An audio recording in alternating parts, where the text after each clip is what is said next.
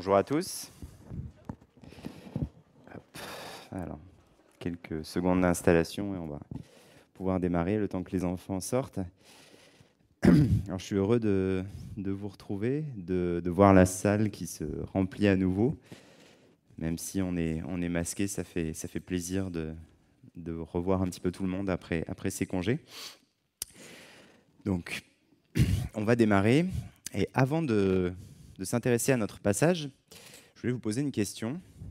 Est-ce que vous connaissez le doorway effect, ou l'effet porte en français? Ça vous dit rien? Non. Alors je pense que vous le connaissez en fait, c'est simplement le nom. Est-ce que ça vous est déjà arrivé de rentrer dans une pièce et au moment où vous passez le pas de la porte, vous bloquez et vous dites mais qu'est-ce que je suis venu faire dans cette pièce déjà? J'en ai plus aucune idée. Alors moi ça m'est déjà arrivé. Et c'est un phénomène qui arrive à peu près tout le monde, en fait. Il a même été analysé par des études scientifiques. Et c'est dû au fonctionnement de notre cerveau qui a tendance à segmenter les informations par lieu, en fait. Donc lorsqu'on passe le pas de la porte, le cerveau pense que c'est un bon moment pour évacuer les informations qui étaient liées à une pièce. Et du coup, on repart un petit peu à zéro dans la nouvelle. Et on se retrouve tout bête en se disant « mais qu'est-ce que je suis venu faire là ?» Donc, si je peux vous rassurer, votre cerveau fonctionne aussi bien ou aussi mal, ça dépend comment on peut le voir, que celui de tout le monde. Alors pourquoi je vous parle de ça? Parce que d'une certaine façon, quelque chose de similaire peut nous arriver dans notre vie chrétienne. Je vais m'expliquer. Quand ce fameux effet porte se produit, on a oublié une information qui est liée à la pièce d'où on vient, c'est-à-dire, par exemple, j'étais dans la cuisine, je me rends compte qu'il n'y a plus d'huile, et je dis, il faut aller en chercher. Et ensuite, on se retrouve dans la deuxième pièce, et on ne sait plus ce qu'on est venu faire. On a oublié qu'on était venu là, par exemple, pour prendre une bouteille dans la réserve, dans le garage ou autre. Et de la même façon, si on est enfant de Dieu, si on a la mémoire courte, si on a oublié des choses qui nous sont arrivées avant, dans le passé, dans le présent, on peut se retrouver complètement perdu et sans savoir quoi faire, sans savoir comment agir, sans savoir comment vivre. C'est pour ça que dans la Bible, il y a sans arrêt des appels à se souvenir, des appels qui sont souvent solennels. Et ça, aussi bien dans l'Ancien que dans le Nouveau Testament. Dans Apocalypse 2, il y a la lettre à l'église d'Éphèse, c'est des passages qu'on avait étudiés il y a à peu près 2 ans, je crois. Et il y a un reproche à cette église d'Éphèse. Elle avait oublié d'où elle venait. Et la lettre, elle lance un appel à l'église d'Éphèse à se souvenir d'où elle est tombée, pour qu'elle retrouve son premier amour et qu'elle pratique ses premières œuvres. Donc, on va examiner un texte aujourd'hui dans l'épître de Paul à Tite. Cette lettre, contrairement à d'autres épîtres de Paul, elle n'est pas adressée à une église en particulier ou à un groupe d'églises pour qu'elle puisse circuler, mais elle est adressée à un collaborateur de Paul, à un ami, à son disciple, Tite. Et il lui rappelle un nombre des vérités qui sont très importantes et il l'invite à les enseigner aux autres chrétiens. Voici comment on va étudier le texte, pour se souvenir. On va d'abord trouver une description de l'état qui était le nôtre, de l'état avant la nouvelle naissance, avant la rencontre avec Christ. Ça, c'est la première partie. La deuxième partie, on va trouver une description de l'œuvre magnifique de Christ à la croix et ce que ça a eu comme effet sur quelqu'un qui rencontre Christ. Et enfin, dans la dernière partie, on va voir ce que ça implique pour la vie d'un chrétien, pour notre vie présente. Et comment ces vérités théologiques, ces vérités qui parlent de Dieu, de Christ, elles ont une application dans la vie de tous les jours.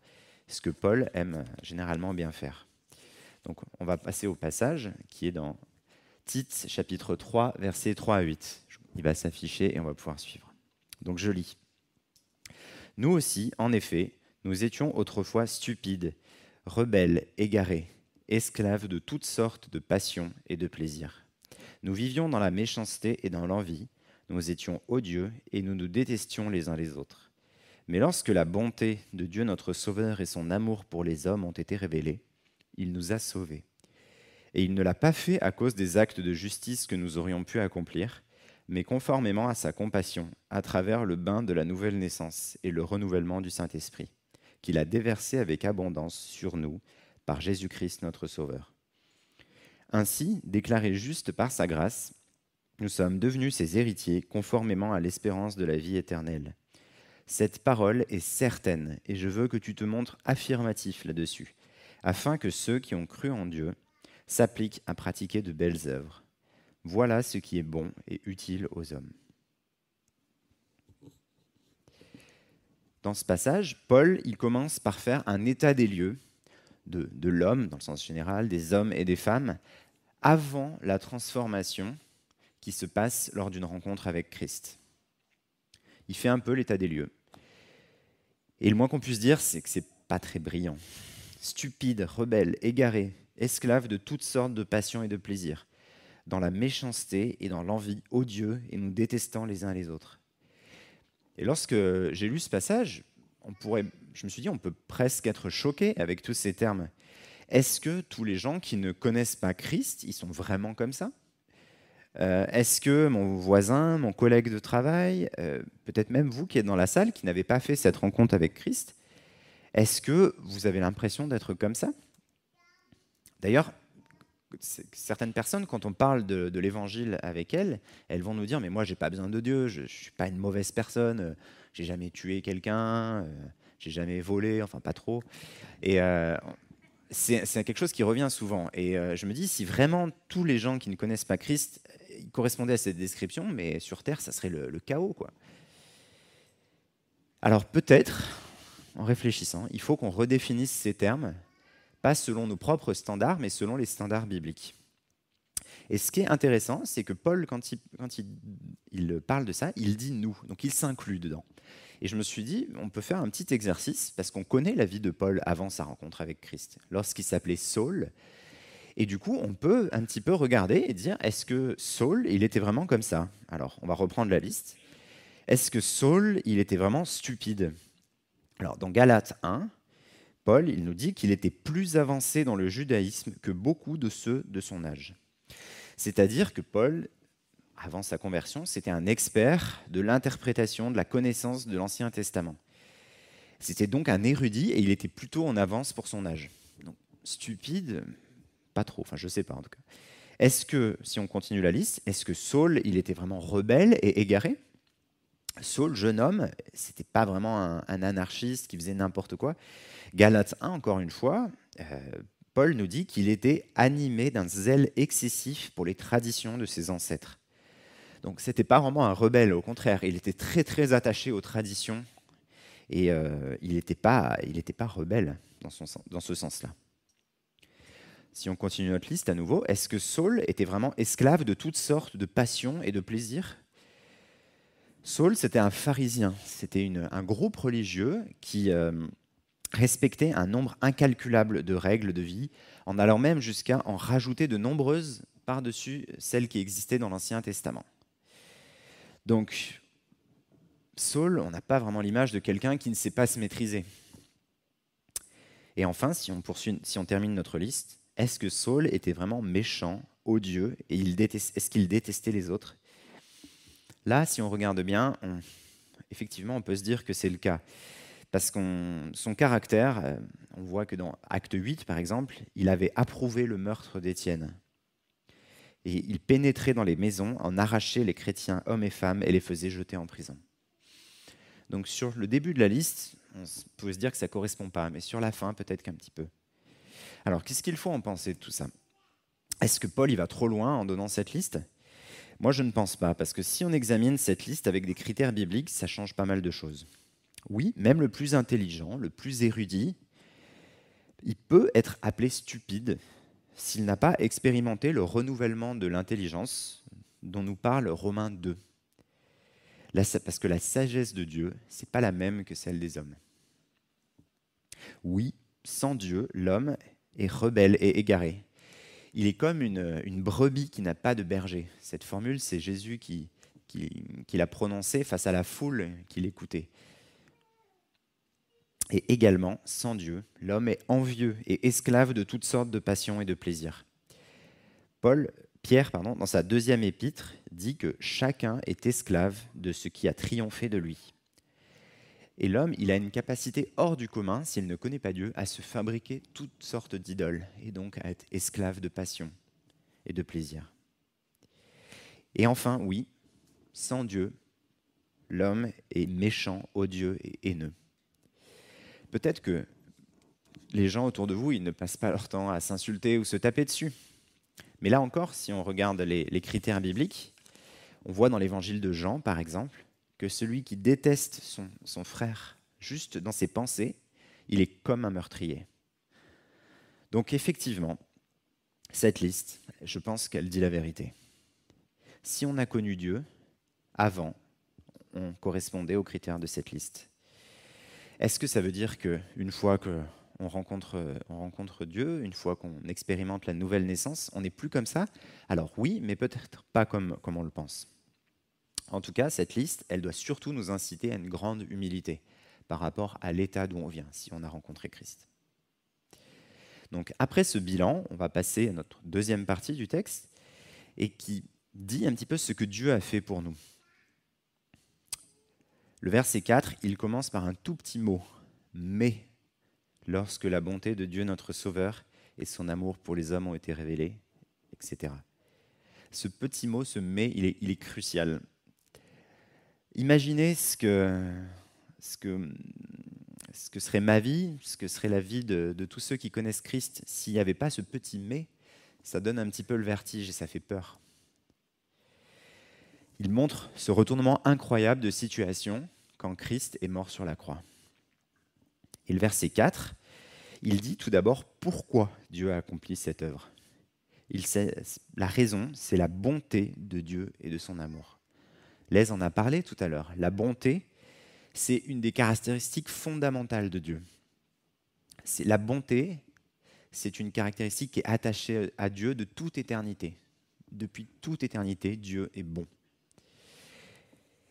Et cette bonté, elle s'est particulièrement révélée il y a environ 2000 ans, quand Christ est venu mourir sur la croix pour nous sauver de nos péchés, autant qu'il avait décidé. Et le verset 5, il débute simplement par ça. Il nous a sauvés. C'est simplement quelques mots, mais juste derrière ces quelques mots, il y a une quantité de choses qui vont avec, qui sont incroyables. De quoi Dieu nous a sauvés exactement? Si on donne juste quelques exemples, Dieu nous a sauvés de la mort. Alors, si vous prenez des notes, je vous donne simplement une référence, vous pourrez la chercher plus tard. Il nous a sauvés de la mort, on le voit dans Romains 6, verset 23. Dieu nous a sauvés également de notre vaine manière de vivre. On le voit dans le verset 3 de ce passage, ou alors dans 1 Pierre 1, 18. Dieu, il nous a sauvés de sa juste colère, parce qu'il avait des raisons d'être en colère contre nous. Ça, on le voit par exemple dans Romains 9, verset 5. Dieu, il nous a sauvés de l'esclavage du péché. On le voit dans Jean 8, verset 36. Dieu nous a sauvés de la séparation d'avec lui. On peut le voir dans Éphésiens 2, les versets 12 à 13. Et enfin, Dieu nous a sauvés de la domination de Satan. Et ça, on le voit dans Éphésiens 2, verset 2. Je dis enfin, mais ce n'est pas la fin de la liste, c'est simplement quelques exemples, parce que là, on pourrait continuer pendant un moment. Paul, il ne s'étend pas forcément beaucoup sur ce salut, mais sur la manière dont on en a bénéficié. Et la première chose qu'il faut noter, qui est fondamentale, on la voit dans le verset 5. Il ne l'a pas fait à cause des actes de justice que nous aurions pu accomplir, mais conformément à sa compassion. Je pense qu'il faut prendre 2 minutes là-dessus, parce que c'est quelque chose qui est très important. Si on n'a pas compris les vérités qui sont dans ce petit bout de verset, on risque de partir vraiment dans de mauvaises directions dans notre vie chrétienne. Et on peut laisser petit à petit cette pensée s'insinuer que quelque part, on a mérité notre salut, on a mérité le fait d'être sauvé.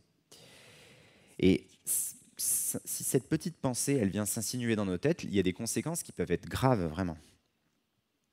Et je vois 2 risques principaux de laisser cette pensée s'insinuer dans notre tête. Le premier risque, c'est que si on fait de bonnes actions et qu'on a ça en tête, on va devenir orgueilleux. On pense que l'œuvre de Christ à la croix, finalement, nous, on y a participé un petit peu aussi. Donc, quand même, j'ai fait quelque chose. Et non seulement c'est le meilleur moyen pour chuter, parce qu'on va devenir orgueilleux et suffisant, mais c'est aussi un moyen de détruire notre témoignage. Peut-être, vous avez déjà entendu ça, mais des fois, des non-croyants vont dire, finalement, ils n'ont pas vraiment de problème avec l'enseignement de Christ ou avec l'Évangile, mais leur contact avec les chrétiens, ils en gardent un mauvais souvenir, parce qu'ils jugent certains chrétiens qu'ils ont rencontrés arrogants ou supérieurs. Et si ça nous arrive, si on tombe dans ce piège, il faut retourner au verset 3, qui dit « Voilà comment vous étiez ». Tu n'es pas quelqu'un de bon à la base. Tu n'as pas mérité. Et il faut retourner aussi au verset 5, qui précise que notre salut, il n'est pas dû à nos actes de justice. Il est dû uniquement à la bonté de Dieu. Ça, c'est le premier risque. Le deuxième risque, dans lequel qu'il peut y avoir, si on réfléchit de cette façon-là, c'est que lorsqu'on va chuter, et malheureusement, ça nous arrive à tous, lorsqu'on pêche, si on pense qu'on avait mérité au début notre salut, on va penser qu'il faut mériter à nouveau. Et on va tomber dans une sorte de cercle vicieux où on va se retrouver sans arrêt en pensant qu'on n'est pas à la hauteur face à Dieu. Ça peut venir détruire notre zèle, ça peut venir détruire notre communion avec Dieu. Alors que le remède, il est simple. Si j'ai chuté, je ne dois pas contrebalancer les mauvaises actions que j'ai faites par des bonnes. Je n'y arriverai jamais. Je dois retourner à Christ et je sais que mon péché ne peut pas me condamner.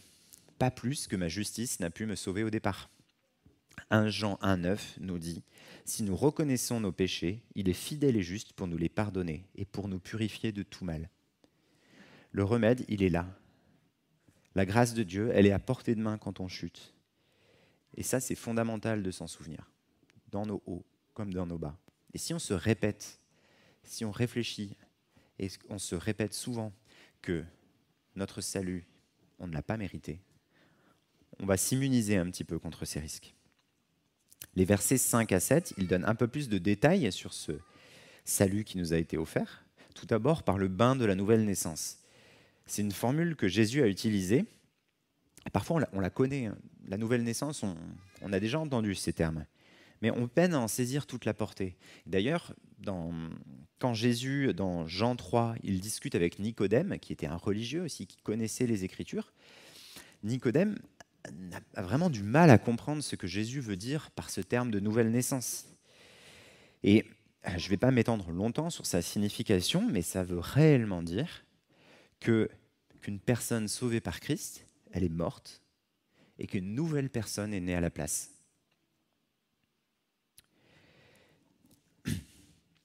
À travers le bain de la nouvelle naissance et le renouvellement du Saint-Esprit.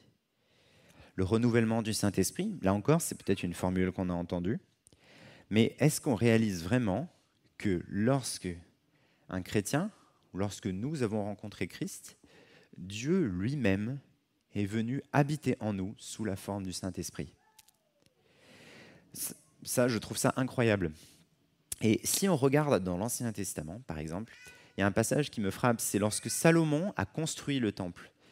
Il a construit un temple pour Dieu, et il dit, mais j'ai construit un temple, mais les cieux des cieux ne peuvent contenir Dieu. Est-ce qu'il viendrait habiter dans ce temple qui a été fait de main d'homme?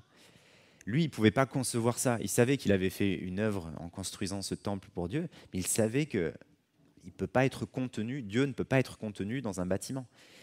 Imaginez que finalement, il est venu habiter en nous. C'est encore plus incroyable.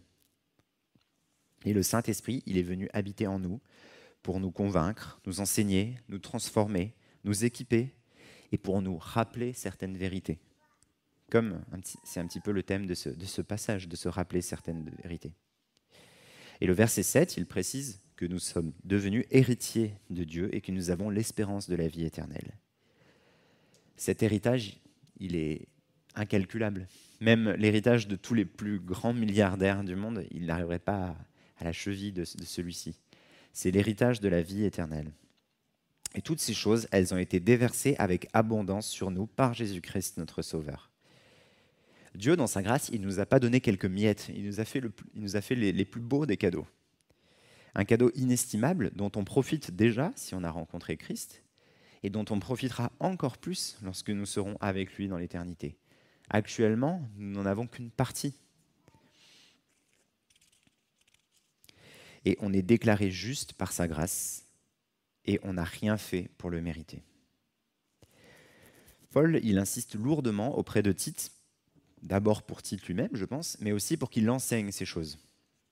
Et il y a une bonne raison, c'est la base de l'Évangile. On doit se souvenir qu'on était perdus, Christ nous a sauvés, et on n'a rien fait pour le mériter. Et maintenant, on arrive sur notre dernière partie. On peut se demander pourquoi Paul a pris la peine de raconter tout cela à Tite. Cette parole est certaine, et je veux que tu te montres affirmatif là-dessus. C'est des mots qui sont forts, et c'est certainement pas un sujet à laisser de côté. Donc je me dis, il faut ouvrir nos oreilles et écouter. Se souvenir d'où on est tombé, se souvenir de ce que Jésus a fait pour nous, et se souvenir de ce qu'on est devenu, ça a une importance capitale. Et la conséquence de tout ça, que Paul explique au verset 8, elle peut peut-être nous surprendre si on a mis les choses dans le désordre. La conséquence de tout ça, c'est de pratiquer de belles œuvres. Alors, c'est peut-être, moi quand j'ai lu ce passage pour la première fois, c'est peut-être pas ce qui me serait venu à l'esprit immédiatement. Et pourquoi Paul fait ce lien ? Ça peut ne pas nous sembler évident, mais il y a plusieurs raisons qui montrent que pratiquer de bonnes œuvres, c'est une conséquence directe de tout ce qu'on a vu dans les versets 4 à 7. Premièrement, si notre nature a changé par la nouvelle naissance, il y a une ancienne créature, une nouvelle créature, il y a des étrangers qui étaient sans Dieu, il y a des héritiers maintenant. La nature a changé, donc les actions doivent changer. C'est aussi naturel pour un chrétien, lorsqu'il est rempli de l'esprit, de pratiquer de belles œuvres que pour une vache de produire du lait, pour un chien d'aboyer ou pour un moustique de venir gâcher notre été. C'est dans leur nature. Et c'est profondément attaché à la nature de ceux qui connaissent Christ, comme Paul le dit en Galates 5, versets 19 à 24. Tout le monde voit bien ce qui procède de l'homme livré à lui-même. L'immoralité, les pratiques dégradantes et la débauche, l'adoration des idoles et la magie, les haines, les querelles, la jalousie, les accès de colère, les rivalités, les dissensions, les divisions, l'envie, l'ivrognerie, les orgies et autres choses de ce genre. Je ne puis que répéter ce que j'ai déjà déclaré à ce sujet. Ceux qui commettent de telles actions n'auront aucune part à l'héritage du royaume de Dieu. Mais le fruit de l'esprit, c'est l'amour, la joie, la paix, la patience, l'amabilité, la bonté, la fidélité, la douceur, la maîtrise de soi. La loi ne condamne certes pas de telles choses. Or, ceux qui appartiennent à Jésus-Christ ont crucifié l'homme livré à lui-même avec ses passions et ses désirs. Ces versets, ils disent tout simplement que quelqu'un, il produit des fruits qui sont en accord avec sa nature. Alors, pourquoi pratiquer de belles œuvres, c'est une conséquence de tout ce qu'on a vu dans les versets 4 et 7. Une deuxième raison, c'est parce que lorsqu'on examine tout ce que Dieu a fait pour nous, on devrait être rempli de reconnaissance et ça devrait nous motiver à glorifier Dieu.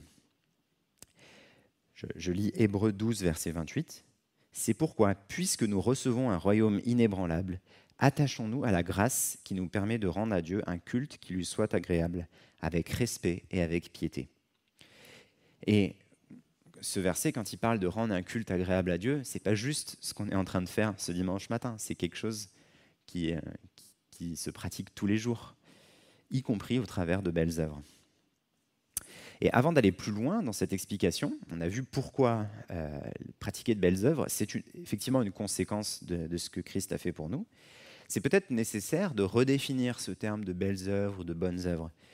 Il a une connotation peut-être un peu vieillotte. Moi, ça me fait penser à des scouts, par exemple, qui vont aider une dame âgée à traverser la rue. Je sais, c'est un peu cliché, mais on peut entendre ça quand on entend bonnes œuvres ou belles œuvres. Et est-ce que on peut donner une autre définition? Moi, j'aime bien une définition qu'en donnait John Wesley, un prédicateur du XVIIIe siècle. Il disait tout simplement ça. Les belles œuvres, c'est, je cite, « faire tout le bien que l'on peut, dans le temps que l'on a, avec les moyens que l'on a, à l'endroit où on est. » C'est tout simple, mais ça peut vraiment élargir notre horizon. On pourrait rentrer vraiment dans les détails sur cette question des bonnes œuvres, mais simplement, voici quelques exemples qui sont directement tirés des Écritures. Des bonnes œuvres, ça peut être exercer l'hospitalité, ça peut être venir en aide aux personnes vulnérables, subvenir aux besoins des serviteurs de Dieu, encourager nos frères et nos sœurs par nos paroles, prier pour eux, exercer nos dons pour le service de l'Église. Et on pourrait continuer encore longtemps. La liste est longue. Et dans ce verset 8, sur la fin, Paul dit « Voilà ce qui est bon et utile aux hommes ». Pourquoi pratiquer des belles œuvres, c'est bon et utile? Tout d'abord, c'est bon parce que dans le sens moral, Les en a parlé tout à l'heure, mais la bonté, c'est quelque chose qui est attaché à Dieu. Et lorsqu'on pratique de bonnes œuvres, de belles œuvres, on reflète la nature de Dieu, tout simplement. C'est bon également parce que je pense que ces belles œuvres, elles concourent au bien de ceux qui aiment Dieu. Vous connaissez cette formule. C'est tiré de Romains 8, 28. Du reste, nous savons que tout contribue au bien de ceux qui aiment Dieu, de ceux qui sont appelés conformément à son plan. Et ce verset, il est parfois un petit peu maltraité, parce qu'on dit « tout concourt au bien de ceux qui aiment Dieu ». Mais c'est quoi le bien de ceux qui aiment Dieu? Qu'est-ce que ça veut dire? Pour ça, l'explication, elle se trouve dans le verset qui est juste après, le verset 29. Il dit ceci, « En effet, ceux qu'il a connus d'avance, il les a aussi prédestinés à devenir conformes à l'image de son Fils, afin que celui-ci soit le premier-né d'un grand nombre de frères. » On a donc la réponse à cette question. Qu'est-ce que le bien de ceux qui aiment Dieu? Le bien de ceux qui aiment Dieu, c'est de ressembler à Jésus, tout simplement. Et donc, quand on pratique de belles œuvres, on ressemble à Jésus. Si on devait trouver un exemple dans toute la Bible, qui est l'illustration parfaite de s'être mis au service des autres, de s'être mis au service de Dieu, d'avoir pratiqué de belles œuvres, jusqu'à sacrifier sa propre vie pour nous, on a l'exemple parfait. On a vu que pratiquer des belles œuvres, c'est bon, mais c'est aussi utile. Pourquoi est-ce que c'est utile? C'est utile parce que lorsqu'on pratique de belles œuvres, on glorifie Dieu, et Dieu mérite d'être glorifié. C'est utile pour ceux qui en bénéficient, tout simplement. Pour quelqu'un qui est dans les difficultés, être au bénéfice d'un encouragement, d'une prière, d'un coup de main matériel, d'un repas, d'une invitation, ça peut faire une vraie différence. C'est utile aussi parce que c'est un témoignage puissant. 1 Pierre 2,12 dit ceci, « Ayez une bonne conduite au milieu des non-croyants, afin que, là même où ils vous calomnient comme si vous faisiez le mal, ils remarquent votre belle manière d'agir et rendent gloire à Dieu le jour où il interviendra. » Faire de belles œuvres, c'est utile parce que c'est un acte aussi d'évangélisation. C'est utile, enfin, car même si les œuvres ne peuvent pas et ne pourront jamais obtenir le salut pour quelqu'un, la Bible, elle nous dit quand même que l'œuvre de chaque croyant, elle sera jugée et examinée, et éventuellement récompensée. 1 Corinthiens 3, versets 13 et 14, dit ceci, « L'œuvre de chacun sera dévoilée. Le jour du jugement la fera connaître, car elle se révélera dans le feu, et l'épreuve du feu indiquera ce que vaut l'œuvre de chacun. Si l'œuvre que quelqu'un a construite sur le fondement subsiste, il recevra une récompense. » Jésus, il le disait également dans ses enseignements, en encourageant ceux qui l'écoutaient à ne pas amasser des trésors sur terre, mais à amasser des trésors dans le ciel.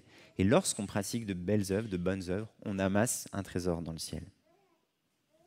Notre œuvre sur terre, elle aura des conséquences dans l'éternité.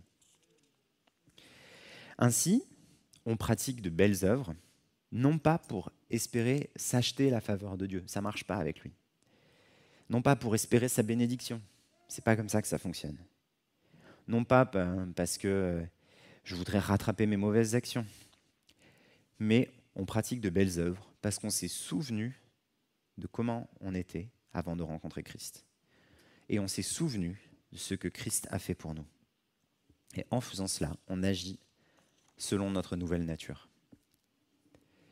En conclusion, si en lisant ce passage, on se dit, bon, le verset 3, là, il me dit que vraiment j'étais mauvais avant. Mais maintenant, il faut vraiment que je me mette au travail pour être à la hauteur. Pas question de retomber dans la liste du verset 3. Je pense qu'on risque de se tromper sur son sens véritable. Parce que là encore, on s'imagine que tout repose sur nos petits bras.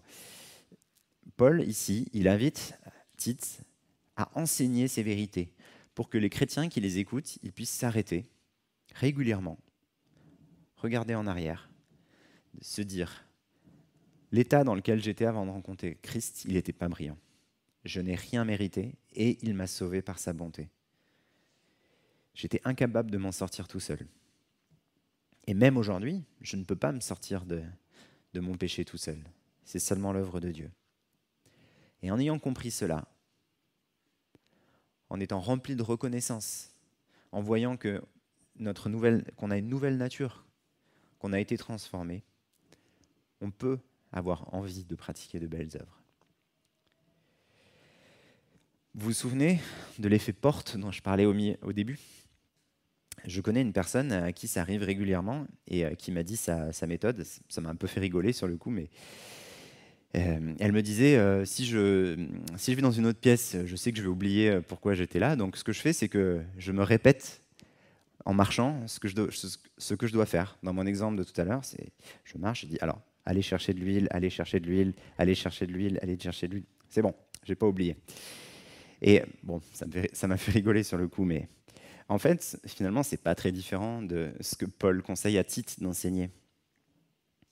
Il lui dit de se montrer affirmatif là-dessus, que c'est une parole certaine et qu'il faut s'en souvenir.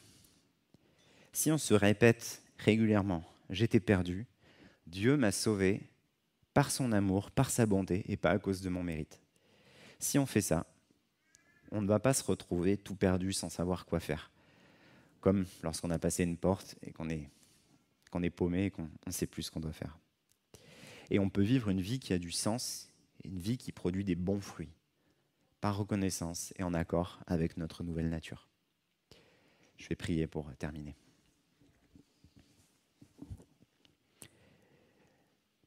Seigneur, merci pour ta parole. Merci parce qu'en la lisant, Seigneur, tu sais ce qu'elle peut produire en nous.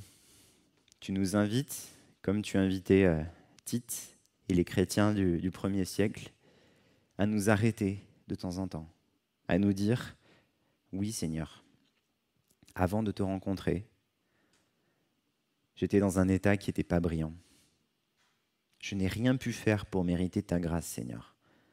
J'en étais bien incapable.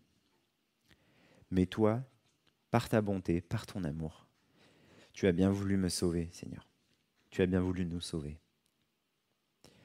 Je te prie que nous ayons ces vérités, Seigneur, à l'esprit, qu'elles nous accompagnent chaque jour et qu'elles puissent nous encourager, Seigneur, à produire de bons fruits. Que ça puisse nous protéger de l'orgueil ou du découragement si nous nous imaginons que tout repose sur nous. Aide-nous, Seigneur, à comprendre vraiment ce qu'est la grâce, à nous rendre compte, Seigneur, que nous n'avons rien pu mériter. Nous en étions complètement incapables. Et pourtant, tu es venu quand même nous chercher. Et je te prie, Seigneur, que tout cela, ça se manifeste en action, Seigneur, dans notre vie de tous les jours.